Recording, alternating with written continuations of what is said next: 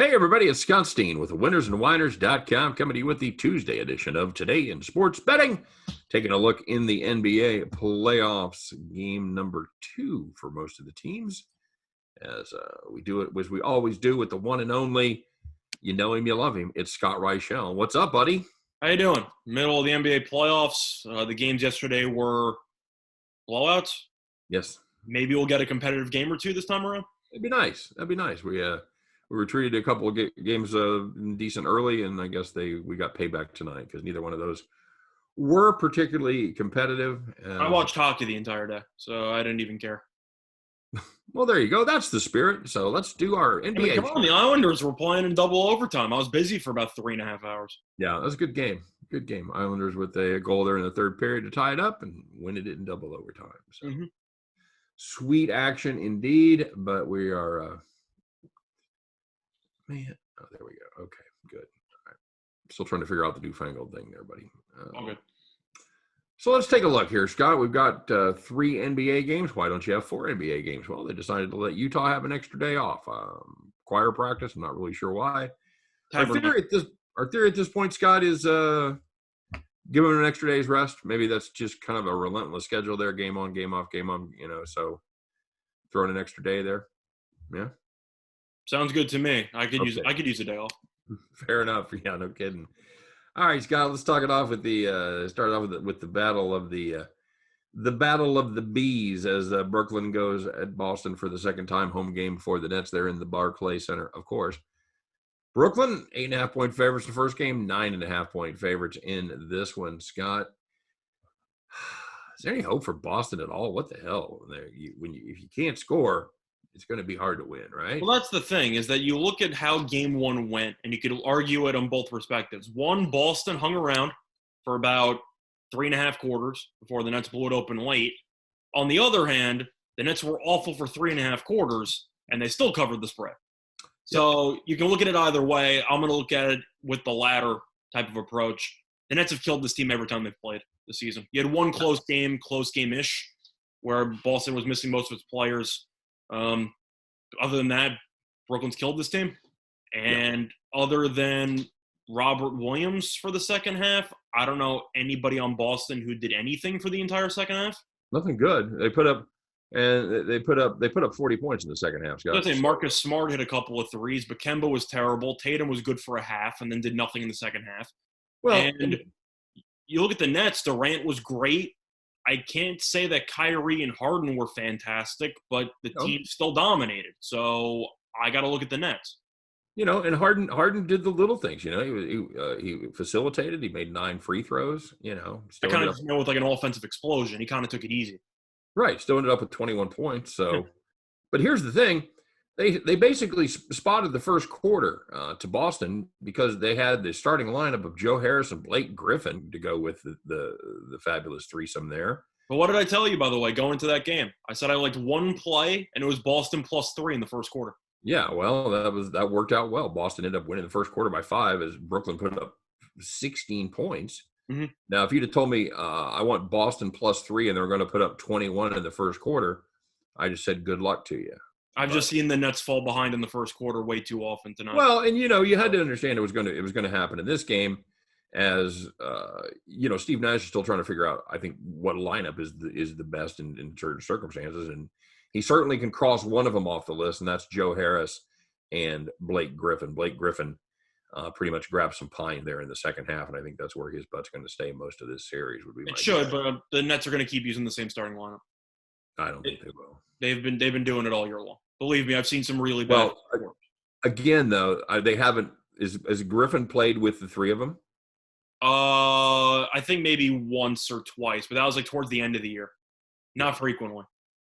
I can't. You really think they're going to trot out Blake Griffin again there in the first quarter? I think they're going to. That's why I'm telling you, I like Celtics first quarter because I've seen some of these lineups that Nash uses to start the games, and they're not very good. Well, and then everybody's made a lot about, the fact that Boston couldn't score. But, the Nets, they didn't do very well either. Well, you have to look at it kind of similar to the way you can look at Milwaukee in game 1. Milwaukee went about 5 for 30 from 3, and we said there might be a chance they blow up in the second game. Sure. What did the Nets shoot in the first half? 1 for 13 from 3, Yeah. something like that. Brutal. So you can argue that law of averages, if the Nets hit a couple more threes, they'll look a lot better offensively. And for the rest of the game, besides the first quarter, they look pretty sharp offensively. Here's the deal for me, Scott. If Brooklyn gets close to their season average, which is 118 and a half, Boston might need 5 quarters to get there. yeah, that's the problem. I just don't see this team having enough horses to keep up with them. So You can't. I mean, Boston scored 93. I do expect to see a lot of Robert Williams, so I am curious about some player props on him if I can find them. I mean, he's the first bench player in playoff history to have 9 blocks. Maybe you should stop playing Tristan Thompson. Just going to throw that out there. But just saying. you're looking at the Nets, 26 in the fourth, 31 in the third, 31 in the second. They kind of got it together after that, and Boston was just treading water. Scored less than 22 points in 3 quarters for that game. I got to like Brooklyn as well. All right. I don't agree with the total, though. The total of 227 doesn't make any sense to me. What do you think? You think that's way too high? I think it's way too high. I don't know what people saw from game 1, which makes you think that the Celtics can contribute that much to the total. Now, if you're expecting 227, you need the Nets to probably score – I don't even know what they need to score. 130. Like 120 something. Oh, yeah. That's what I'm saying. That seems a little bit much to me. I'm with you. All right. And, of course, Scott, we have 2 late games. Thanks, guys. Appreciate it. Lakers and Suns are the first game. That'll probably be on TV, don't you think? Good ratings idea. Let's have 2 games clash with each other at the same time. Oh, zoinks. It's a shame we're not in charge of that. It would be so. I'm curious if the rating is going to be higher on the Lakers game, which is on TNT, or the Clippers game on NBA TV. As a joke. Of course, people are going to watch the Lakers. I'm not going to turn in to see Doncic. I'm sure there are some houses that still don't have NBA TV. Everybody has TNT. So Good point, bud. So Lakers, Scott, they're expected to sprinkle their Lakers dust all over the court and magically cover the number. They're now the favorites in this one, 1.5 points. Phoenix, they're the Rodney Dangerfield of teams in the playoffs right now, Scott. Absolutely no respect. What? No respect. No respect. None at all. All the Phoenix Suns have done is been the best team against the number at home and the best team as an underdog. Good luck. Yeah, it's not bad. You know, Scott, to me, can Davis play worse than he played in game 1? I certainly hope not. He was awful. This is a team that looks tired, Scott. You know, I talked about it a little bit on my play of the day because I do have this as a play of the day. But, you know, LeBron's 36, but in NBA years, he's like 38, 39 because, obviously he skipped college. So he's been banging around in the NBA for 20 years. Not to mention the extra 17 seasons he's played just by playoff games alone. Also true. And, of course, Davis is 28, but, he looks like he's 40. And, that's 30-plus in NBA years. He just 1 year at Kentucky. So, and they look like a team with tired legs, Scott. Shoot 41% against the Warriors in a game that mattered. Shoot 43% against the Suns. Had never been good shooting through the 3. They're 20th in the NBA on the regular season. And they've been even worse than that in their last 2 games, going 17 for 57. That ain't even 30%. Mm-hmm. Tell me something good about the Lakers, buddy. I think if you wanted to look at the Lakers as a plus, you can make the argument that LeBron's used to losing game 1s. That's kind of what he does. And then his team wins the series anyway. But the main piece that I would argue for the Lakers is the health of Chris Paul. And I know the Suns got past it in game 1, but I think it's going to impact a ton of their defensive, I'd say, alignments. I'm not going to say that they're going to sag off Chris Paul, but I don't think they're going to give him as much respect as they would in most cases. I don't know how serious the Paul injury is. It looked like it was more discomfort than actual pain. Right. That's how I thought about it, so I think Paul should be okay. But I think that's the main reason why you're looking at the Lakers. It's because of the fact that, A, you assume LeBron's not going to go down 2-0, but that's, once again, is dangerous to play the assumption game in gambling. That's why they play the games. And B is the Chris Paul factor, and you don't know how badly injured he actually is. Yep, fair enough. I'm not touching the side. What's that? I would lean Lakers, but I'm not touching the side. Okay. Well, main reason why I'm leaning Lakers, I'm just hoping that Anthony Davis has something. I'm And going the other way, Scott, and I know obviously two of the best to lace them up, certainly in the last 10 years for sure, in Davis and LeBron. But at some point, Scott, at some point, I told you this, they go to flip that switch, and all you hear is sizzle, sizzle, crack, the lights pop, and that's it. There ain't no more so at switch. some point, the show's over. I mean, That's that's at just some how it point the show's over. Is it this year? I don't know how many more years they have in them. I couldn't tell you, but I know by the way they've looked in the last two games, they don't look like a team that's on a mission. They don't look like a team that's ready to win, and they don't look like a team that's going to be able to compete with a very young and hungry Phoenix team. Well, that's the thing that's going to bring me to my favorite play on this matchup. I love the under. And I know that the total's at 208.5 in today's NBA, which looks terrifying. Right. I said going into the playoffs, Lakers unders and Knicks unders are going to be a thing of beauty. And so far, they're 2-0. Knicks game went under, Lakers game went under. Of course, I didn't have the guts to play personally as a play today because I'm an idiot. But looking at the actual matchup here, first game ended up landing at 189. The Lakers offensively looked awful, as we've talked about. This team, besides even Anthony Davis when he plays well, supporting cast, not good. You just go through who this team actually has. Meanwhile, you look at Phoenix, Chris Paul, who I think will agree should be at less than 100%. Ayton had probably the best game of his career, and Booker had 34, 8, and 7. They still didn't break 100 points.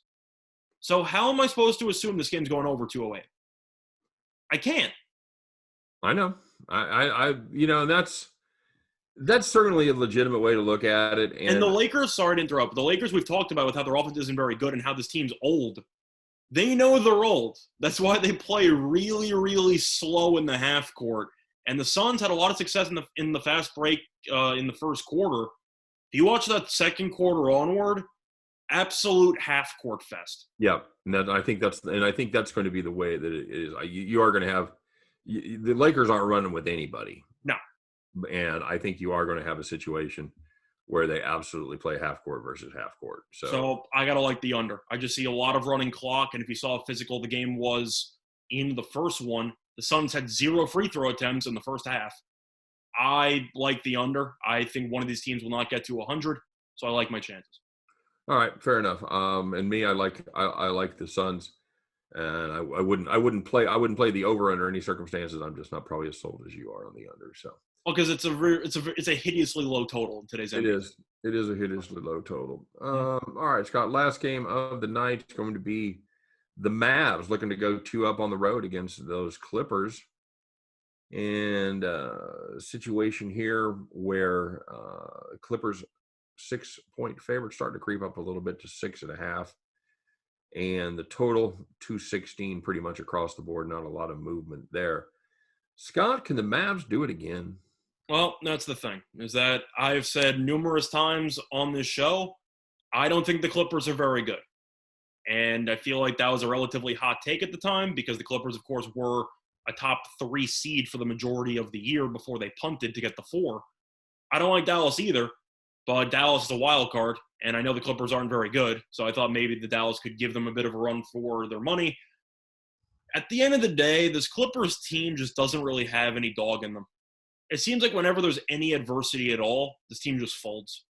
And I think that they'll win game 2. I don't know if they're going to cover. So I don't exactly want to lay the 6 here with the Clippers or the 6.5 because Paul George wasn't even terrible in game 1 and they still lost and they were pretty much losing the majority of that game. Right. At the end of the day, I'm looking at this total and it's at about 216.5. I like the under. I mean, you're looking at the first quarter at 63 points. Game still went under in the first one. I had that as a play of the day. The regular season meetings were all low scoring. The playoff game was low scoring. Doncic had a triple-double, and the game still went under. I think this total is too high. I'm going to go with the under. Yeah, I'm probably leaning that way too. And again, you're always in danger, especially in game 2 as the home team. Yeah, they don't quite panic, but if they lose that first game, they absolutely want to make sure they take care of business and get at least the split. They don't want to go on the road down 2-0. Saw it with Denver. Saw it with Denver. I think you may see it again here in this one. I'm not sure. That's the thing, is that if Dallas goes down early, maybe in the back of their minds, we already stole one. Yeah, that's certainly possible. And this is a Dallas team, Scott, for me, kind of a weird take. To me, it's all about the defense with the Mavericks. It is. When the defense plays well, they win because you pretty much you write down Doncic and Porzingis for about 50 points. Yeah. All right. If you can keep them in that range, and you can score some points on your own, you're going to be fine. If this Dallas defense gives up 110 or less, as they have done a lot lately, they're going to be successful, and they're going to take care of business. So if they can keep the Clippers down, in that 105, 108 range, I think Dallas has a great chance to cover the number here. Yeah, I agree. But I'm going to look at the under, just based on the pace of these teams. It's very slow. Yep. Same reasons why I liked the under in game one. I haven't seen much to make me reconsider that stance. All right, good enough. All right, guys, there's three up, three down. As always, you're looking for a second or third opinion on any of these games, make sure you stop by and check out winnersandwhiners.com. Winnersandwhiners.com, the number one site in the world for predictive sports analysis. Each day, people head over there to make sure that they get the latest information on injuries and line updates before they make your play. You should do that too. It is always available, always free. Winnersandwhiners.com. Of course, we appreciate you guys watching today. Don't forget to give us the like and subscribe. And we hope that you have a very successful day at the various games that you may choose to wager on. Hope every one of those tickets in your pocket turns into cash money when you head back to the window. For me, for Scott, for all of us at Winners and Whiners, appreciate you guys watching. And stay tuned. We'll do it around the corner. We'll see you on the MLB version of Today in Sports Betting. Take care, everybody.